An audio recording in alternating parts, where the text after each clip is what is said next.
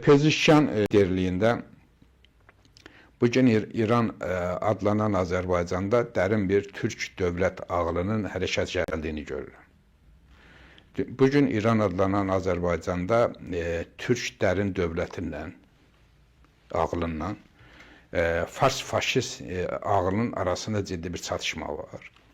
Pezişkan qədimlə minillikdən gələn bir ənənəyə söykələn türk üsuluna dayanan bir siyasətin içərisində yer alır və İran adlanan Azərbaycanda da dövlətin içərisində bu məfkürəni daşıyan güclər hərəkətə gəlib artıq təşkilatlanırlar.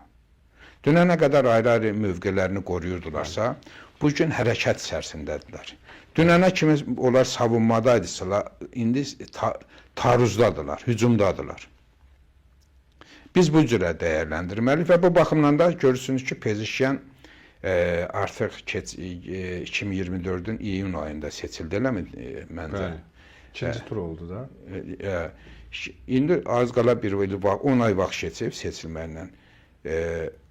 Bu zaman kəsiyində görürsünüz, ayrı-ayrı dövrlərdə Pezişkan nə qədər zəif dövr var idi, bəzən danışa bilmirdi. Bəli. Artıq Pezişkan Azərbaycana gəlir, gör nə qədər dəyişənlik var. Zaman var idi ki, Azərbaycana təbrik məktubu göndərəndə ürəyi istəyirdi, amma gerçəkləşdirməyə qorxurdu.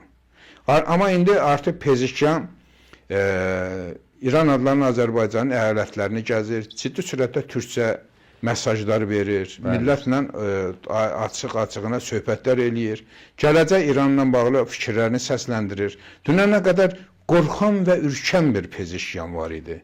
Artıq bugün meydanda lider Pezişkanı biz görməyə başlayırıq. Deməli, dünənə qədər meydana gələn və maraqları, kimlərinsə maraqlarının təminatçısı olan bir Pezişkan, bugün meydanda artıq bir türk olmağıyla qürur doyaraq lider Pezişkana çevrilir.